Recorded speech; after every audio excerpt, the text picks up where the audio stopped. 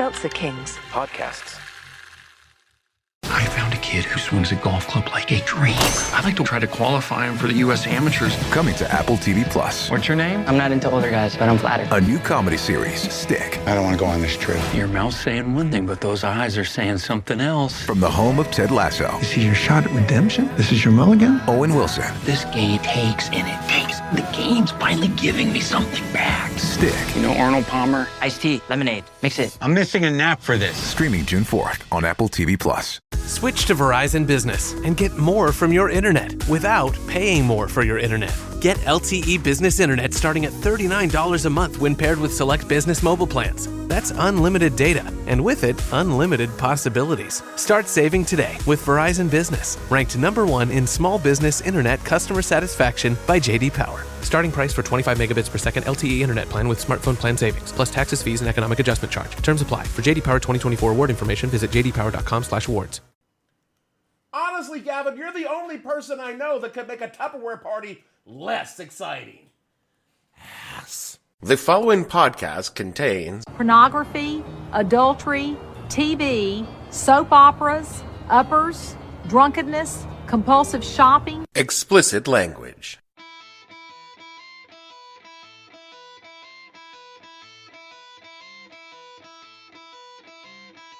Hello and welcome to the podcast that asks a simple question.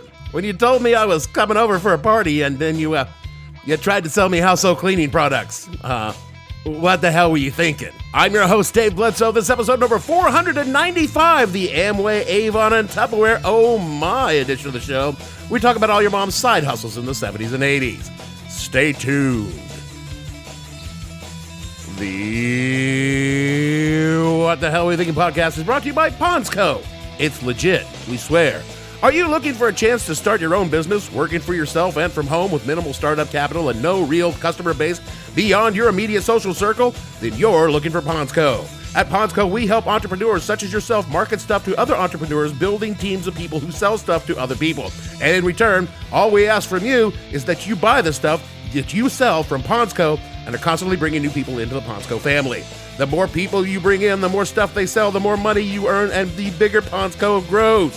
Yeah, we know it sounds like a Ponzi scheme, but it's not. It's multi-level marketing. Ponsco, people finding people who find more people to be a part of Ponsco.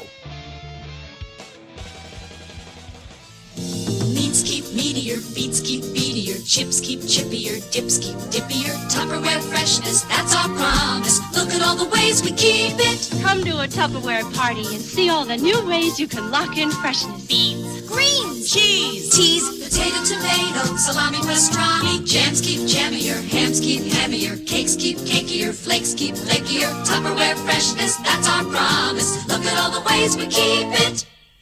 To riff off an old Chris Rock stand-up bit. Looks more like stealing to me. You say potato, I say potato. In your bigger families, your uncles were the platonic ideals of pretty much every man you would meet in your life. You had your cool uncle, your criminal uncle, your drunk uncle. That was you, wasn't it? Your pervy uncle, and then there was your business uncle. I'm not familiar with that term. Oh, you know that uncle. That uncle who always had a plan to get rich quick and was going to make you rich as well. In my family, that was my Uncle Jim.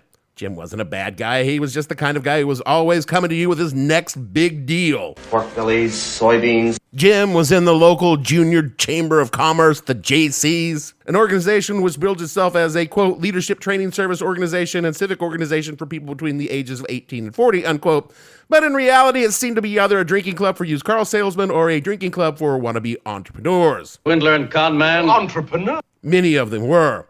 Now, Jim was not a swindler or a con man, but he was always the first one on the ground floor of some new business opportunity. It's an emu farm! Or an investment opportunity. Bulgarian wheat balls. And for a small investment on your part, Jim would cut you in on the deal. For the life of me, I could not tell you what Jim's actual job was. I know he had one in some sort of junior managerial role, but neither I nor any member of my family could tell you exactly what he did for a living. He was just one of those guys that was always on the precipice of the deal of a lifetime, like, you know, chicken rentals. Those chickens are rentals. And that deal inevitably fell apart, and then he was on to the next deal of a lifetime. Jim never lost big because Jim never had enough money to lose big. So if you were to become one of his junior partners, you didn't really risk all that much money. $10. $100. But it became clear over the years that breaking even was unlikely and making money was impossible, so people stopped doing business with Jim.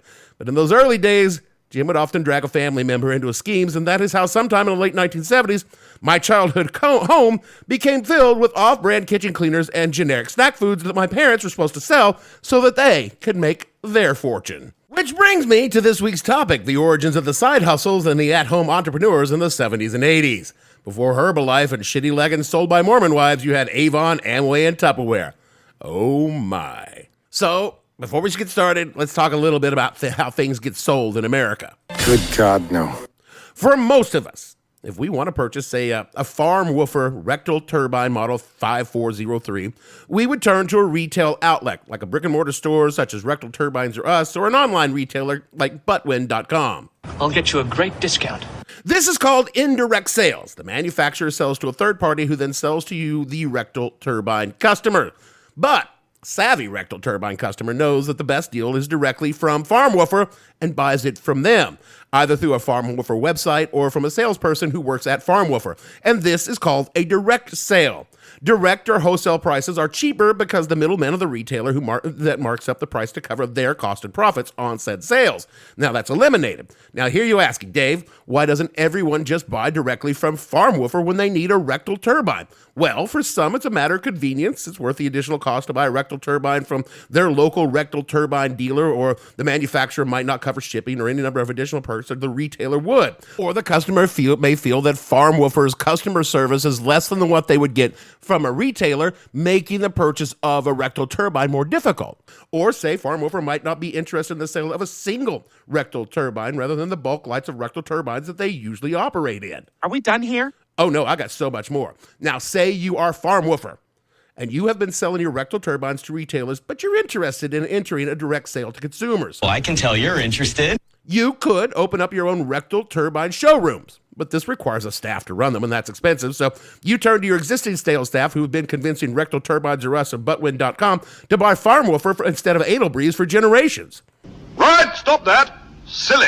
Oh, it's going to get sillier. But these are B2B people. They don't really specialize in consumer marketing. But Arnie Snizzlefluffer out of the Minnetonka office suggests hiring his cousin, Svelte Snizzlefluffer, who runs a direct consumer marketing for Felch's Sloughs. Damn it, Dave. And Svelte comes up with a direct-to-consumer plan where Farmwhoofer and Felch's work in synergy, selling their products to direct selling representatives, bypassing the need to recruit, train, and pay for a large consumer sales division. Farmwhoofer and Felch sales reps would sell rectal turbines and anal sloughs directly to consumers for a commission on the sales. Farmwhoofer and Felch would provide the back-end sales support, piggybacking on their website, their wholesale operations, so that the consumer sales division would only focus on customer retention, satisfaction, and new customer acquisition. Now, a move like this could crush Anal Breeze and Sphincters, Felch's slough competition. That is until Anal Breeze's new innovation. Their sales reps will not only sell directly to consumers, but for their rectal turbine and anal slough needs, they will recruit others under them to sell those things to subordinate salespeople who will then kick a small percentage of their rectal turbine and anal slough sales percentages back to the person who recruited them. And that is the Anal Breeze and Sphincters difference. They call it multi-level marketing, and it's the future of rectal turbines and anal slough sales in America. Everybody got that? Good. Now we can move on to the companies that did this in real life and why they're worth talking about. I am going to say rectal turbine and anal slough one more time, just for me. Direct sales, of course, have been around in America for a long time. The Fuller Brush Man, the Electrolux Man, the Encyclopedia Man. Oh yeah, a dude would knock on your door of your house and try to get you to buy whatever it was he was selling. And they were all dudes. And these dudes were roaming the country, knocking on doors, selling their wares to strange women. And there were products that a man just was never going to sell, either because, he was too manly or because he didn't understand them whatsoever. Say, for example, women's clothing or makeup. I mean, sure, a woman would take makeup advice from her gay bestie, but not some rando who knocked on her door with a full case full of makeup samples. I don't know you! In 1886, David H. McConnell was a door-to-door book salesman, and not a good one. Go away. When he found himself not moving any books, he knew he needed to up his game. And one of the ways the door-to-door salesman got people to listen to their pitch was by offering a small gift in return for the time. Old Dave's main customers seemed to be women, and he settled on a small bottle of perfume. He teamed up with a local pharmacy and concocted a new fragrance, which he would offer as said free gift. Turned out his customers still hated his books, but they loved the perfume.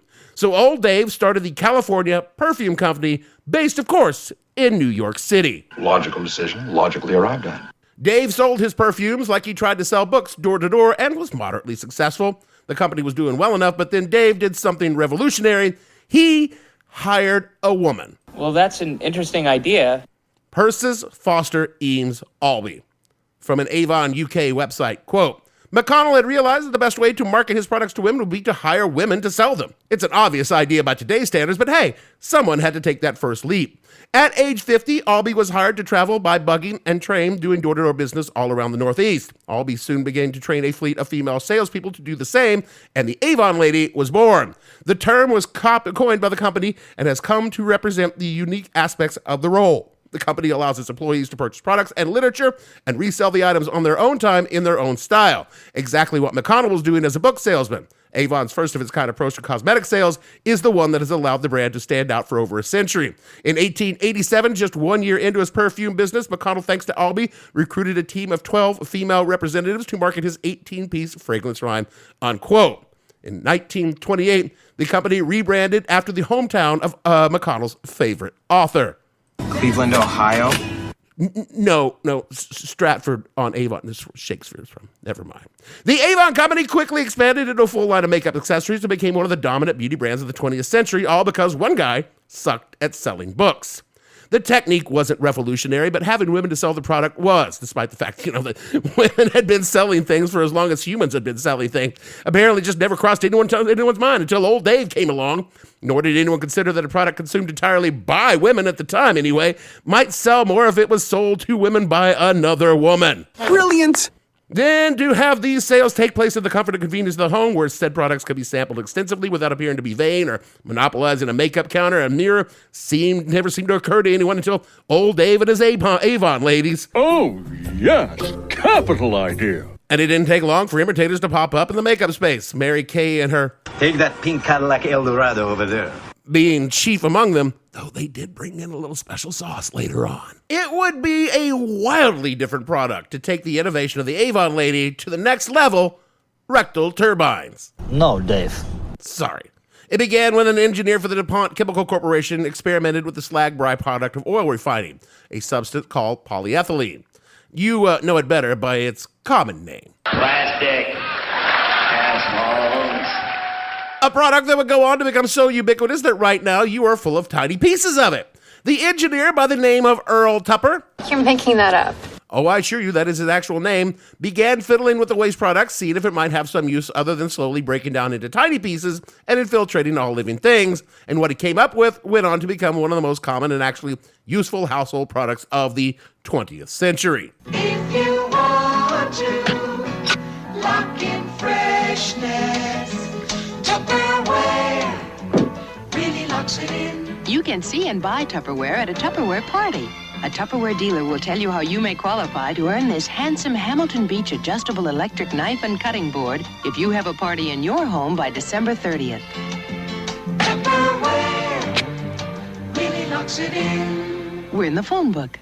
We all know what Tupperware is. Most of us grew up with it in our homes and in our bodies. I could skip past that part to explain the innovation that put Tupperware on this episode. How Tupperware was sold. Tupper Company first began selling Tupperware to retailers in 1946 to zero success. Tupper was an engineer, not a salesman, and can never explain to retailers why they should stock his product on their shelves. From the Independent, quote, enter Brownie Weiss, who worked for a company called Party Plan and saw the potential for Tupperware to be sold in the same way. Soon, she was selling more than anyone else, and that was really that. In 1951, Tupperware was taken from the stores and sold exclusively at parties under the aegis of Brownie Weiss, the first vice president of the new home parties business, unquote. Brownie's innovation was to borrow from the Avon style of in-home sales demonstrations and to make it a social event.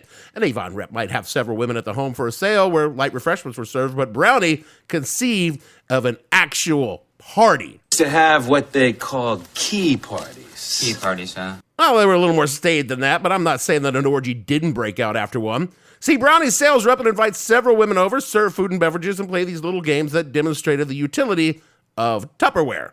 Your friends are having a Tupperware party, and you're invited. Hello. It's a sunny hello. It's a smile and a laugh in the company of friends.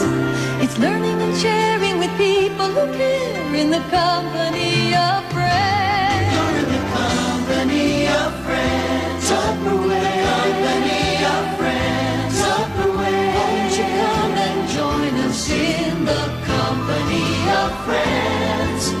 Tupperware. A Tupperware party is new products and ideas, but it's also friends. You're in the company of friends. Tupperware. Company of friends. Tupperware. We're so glad to have you in the company of friends. Tupperware. Tupperware. Pod Friends Brownies parties moved a lot of plastic in the 50s and 60s. From womenshistory.org, quote, "Why set out to integrate Tupperware into the American culture? She understood the psychology of her target consumer, young housewives moving into post-war suburban housing developments. While inventions like the electric vacuum, washing machine, and refrigerator made housework easier, they escalated housewives' social isolation. In an era before modern conveniences, teams of women, including servants, operated middle and upper-class households. The miracle of technology enabled one woman to maintain a house. Tupperware parties brought suburban women together in social settings, complete with refreshment, games, and unstructured social times. The demonstration was part of the fun. Tupperware's line included a range of specialized party and serving pieces. It fit in with the mid-century changing emphasis on women's roles as a hostess rather than merely housewives. A Tupperware party was a social event as well as social marketing. Wise's true innovation was not the home party model, which she improved rather than invented. Rather, it was the way she organized sales teams. As a Stanley dealer, she had managed a team of 10 other women. At Tupperware, she introduced the multi-level sales team. She incentivized dealers to recruit new salespeople below them. In the pyramid model, sales directors at the top of the structure received commissions based on the team members' sales below them. Women's social networks proved equally effective in expanding Tupperware's sales teams, unquote. Brownie was a superstar, and she made Tupper rich. So naturally, he became jealous, fired her, and there was a lawsuit. Brownie lost, and she had to move to Costa Rica. Oh, groovy, smashing, yay, capitalism. Hat tip to the Dakota Ring podcast with Willa Paskin, who gave me the idea for this show. Again, not stealing, riffing off of. Potato. With Avon and Tupperware showing how direct sales could be real moneymakers, it was only natural that someone would come along and improve on the method and create something that was more than just a side hustle, selling makeup or those plastic pitchers all Gen X had in the fridge full of cold water. I remember those. What if, and I'm just spitballing here, you took the elements of Avon and Tupperware and mixed them with, religion? Because it would really be doing something. Oh, yeah, and that's just what J. Van Andel and Richard DeVos did in 1959. Name rings a bell. Oh, yes, the DeVos family is still fucking the world today. Currently, one of them is disemboweling the Department of Education, but I'm getting ahead of myself. Long story short, Van Andel and DeVos got into the vitamin shilling business after World War II. Don't buy vitamins, people. You get vitamins in your fucking food. The two found success by not being good at selling questionable vitamins door to door, but finding other people to sell their shitty vitamins door to door, and then selling vitamins to them for a cut of their proceeds. Additionally, they convinced the dupes buying shitty vitamins to recruit other dupes into the vitamin scheme in exchange for a percentage of their proceeds. The system is called... No. It's called multi-level marketing. And it works kind of like a pyramid with the people at the bottom funding monthly upward to the people at the top. Sounds like a pyramid scheme. No, not at all. It's multi-level marketing. What's the difference? Mainly is the difference is pyramid schemes are illegal and MLMs aren't for some reason. By 1959, it was named Amway, a portmanteau of American Way. The company had expanded from questionable vitamins into questionable cleaning products, cookware, home goods, nutritional supplements, beauty products, and many, many more. All of them dubious value, and all of them distributed only through the Amway supply chain. How does it work? Well, let Amway explain from Amway.com. Quote, Amway independent business owners earn money in 3 different ways, all connected to selling products to customers. Each product comes with a base price and suggested retail price. But IBOs or independent business owners can set their own retail prices. The difference between Amway's base price and the retail markup is profit. The second way to earn money with Amway is through monthly bonuses. These bonuses are based on the quarterly value of the product sold by the individual business owner each month. The higher the sales volume, the more money can be earned. And the third way IBOs can earn money with Amway is when others they have sponsored into the business also sell products to customers. The sales volumes of those products can add up to a second monthly bonus, unquote. This rather banal explanation conceals a very complex system within Amway that determines exactly how much money you actually make. Amway claims its top 1% earners can clear $80,000 a year working part-time. It's not a lie, but it's not exactly true either.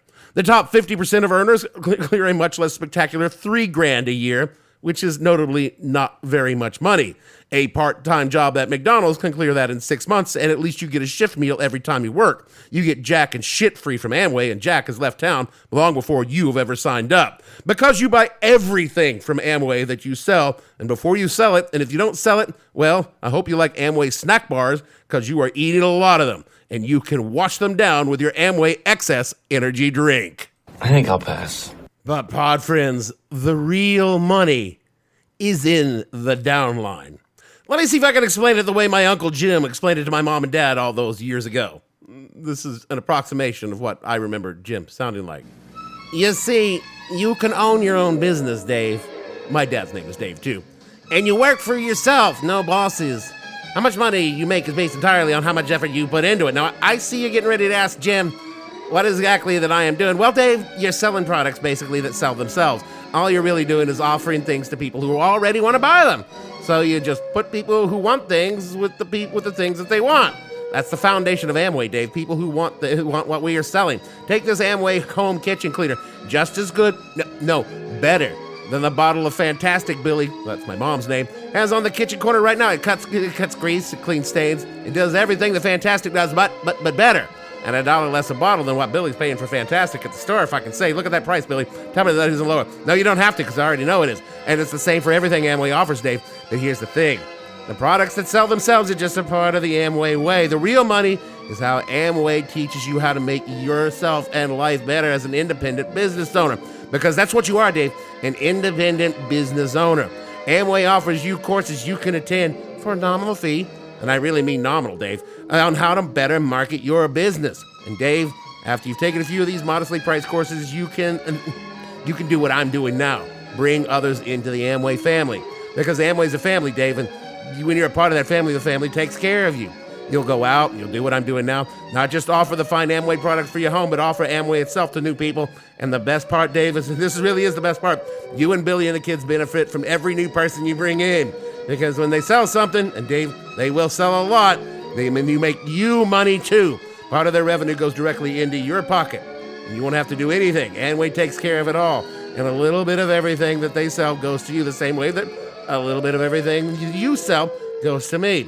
Everybody makes money, Dave, all for bringing people who want things together with the things they want. So let's start tonight. What do you and Billy need here for the house? Some laundry detergent, kids' laundry right away. Oh, everybody needs that. Billy, some Amway hand cream for those rough hands from doing all that housework, right? Some Amway will be helping you with that. And once we figure out when we can fit you at a date, you can attend your first Amway gathering and get ready to start making money, Dave. And then my parents bought some crap in bulk because the only thing that you can buy in Amway is in bulk because bulk shipping is Amway's gig. And then they did that just to make Jim go away. My dad never actually did attend any Amway gatherings. Because every family had someone selling Amway. Gen X childhood homes were always filled with plain white boxes with the Amway logo in their cupboards. The products were just generic versions of the regular stuff, maybe a little cheaper, but basically the same shit. And if that had been all there was to it, no big deal. But if you did go to the Amway meetings, that's when shit got weird. Because Amway meetings took people like Jim and turned them into Amway zombies. They ate, breathed, and slept Amway. They existed entirely to make more Amway zombies. No one was safe. The family, the co-workers, the people at the church, random people at the grocery store. Because Amway is not just a career. Amway was a way of life. Amway was more than an MLM or a pyramid scheme. It was a secular religion. Hell, because of its deep roots in conservative culture, Amway was deep into the actual religions. I mean, a whole congregation of a church can be infected by just one Amway zombie. From culteducation.com, quote, Amway is a cult. There's no getting away from that, says Brock Ayers, a Houston attorney representing 29 distributors in a $200 million suit against the company. My clients, who are very high up in Amway's system, are just now realizing some of these things. They're getting deprogrammed, and they can't believe some of the things they've done.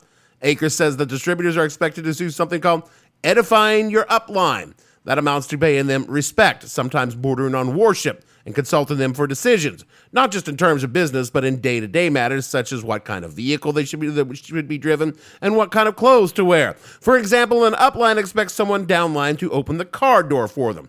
Joe Morrison is a medical doctor who became successful at Amway, that he was successful enough that he retired from his medical practice before the age of 40.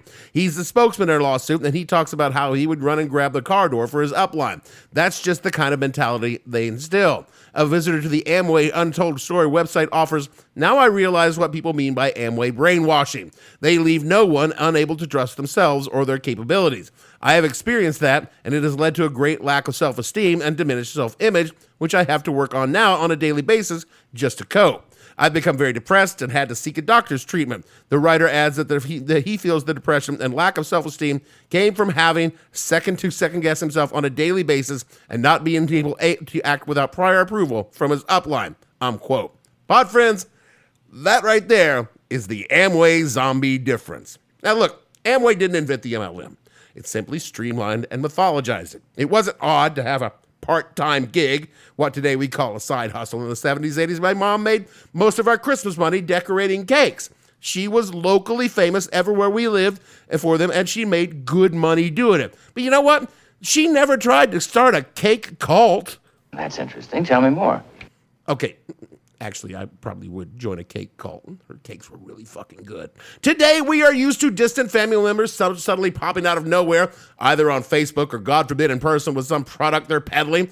Amway, and to a lesser extent, Avon and Tupperware, was more about selling a lifestyle than a product, and their profit margins depended on bringing people deeper into the cult, for lack of a better word. They preyed on the kind of people who wanted to be rich but had no idea how to make that happen. Here's a pro tip for you out there. If you want to be rich, pod friends, be born to rich parents.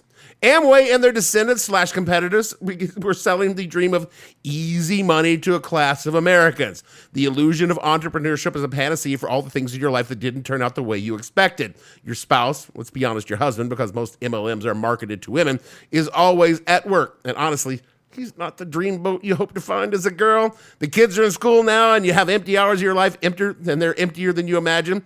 The bills, they're always tough, but you're making it. There just isn't much left on the table at the end of the month. And then along comes a friend, a cousin, a high school classmate with a story that sounds too good to be true. Lies do not become us. About how they are making great money selling Herbalife or Amway. Oh yeah, Amway's still the biggest MLM in the country, in the world. Then a year later, you're thousands of dollars in the hole and have a house full of useless shit that no one wants, and all of your friends and family are ducking you because all you try to do is sell that useless shit to them. You realize how badly you've been fucked, and when you ask for help from Amway or whatever, they'll tell you, well, it's not their fault. It's because you didn't try hard enough for success. And in that way, Amway and all these other MLMs are the purest form of American capitalism, because they will promise you everything. They'll take you out, wine you, dine you, drive you around in a fancy car, promise that they're going to make you part of their lives. Then they'll take you home, fuck you dirty, fuck you raw, come on your back and throw you a fucking gym sock and tell you, clean yourself up. Because that's what capitalism does to poor people. Whatever the occasion, effortless elegance is right this way. Because Hilton brings you new ways to stay courtesy of the Nomad London. And it doesn't stop at award-winning dining in a space draped in velvet and illuminated by vintage chandeliers. No, this day goes beyond with unparalleled personalized service and attentive hospitality. Oh, and did we mention the Nomad London can be booked using your Hilton Honors points at Hilton.com? Hilton, for the stay. Does it ever feel like you're a marketing professional just speaking into the void? Well, with LinkedIn ads, you can know you're reaching the right decision makers. You can even target buyers by job title, industry, company, seniority, skills. Wait, did I say job title yet? Get started today and see how you can avoid the void and reach the right buyers with LinkedIn ads. We'll even give you a $100 credit on your next campaign. Get started at linkedin.com/results. Terms and conditions apply. That is it for the show this week. Yeah, I've been pondering sending Gavin out to move some of our merch. So, hey, if a pasty British man with a sour expression knocks on your door, it could be him. Oh, we are coming up on episode 500, celebrating a decade of dumb on this podcast. And there's so many wonderful things to tell you. So keep listening because it's going to be something. We're still working out the details. Meanwhile, rate, review us, whatever. Kick us a buck on patreon.com/whatthehellpodcast. We funnel all that money into our multi-level marketing budget for the show. Do all the things that Jeremy tells you to do in the closing. Otherwise, he'll be forced to go back to selling gray market Tupperware. And so for me, Dave, it should come as no surprise when you caught my eye, you took over my mind, name the price, and I'll buy Bledsoe, producer. Did you dream you'd grow up to be an Avon lady, my 80s baby? Where do you find these? They make no sense. Gavin and all the fictional Tupperware ladies on this show, we want to say seriously, Dave, it's all about these products that just sell themselves. It's about putting the people who want the things together with the things. And we'll see you all next week. Did you dream you grew up to be an Avon lady? Did you dream you grew up to be an Avon lady? Did you play pretend with your friends? Did you cheat once to say you didn't? What the Hell Were You Thinking stars Dave Bledsoe and features Gavin St. James and several fictional minions. The show is produced by Kimberly Steele and a part of the Seltzer Kings podcast network. You can find more information on the show on their website, whatthehellpodcast.com, or on Twitter at @thehell_podcast, or on Facebook as What the Hell Podcast. Thanks for listening. I have no ending for this, so I take a small bow. Is that Mount St. Helens? Seltzer Kings podcasts.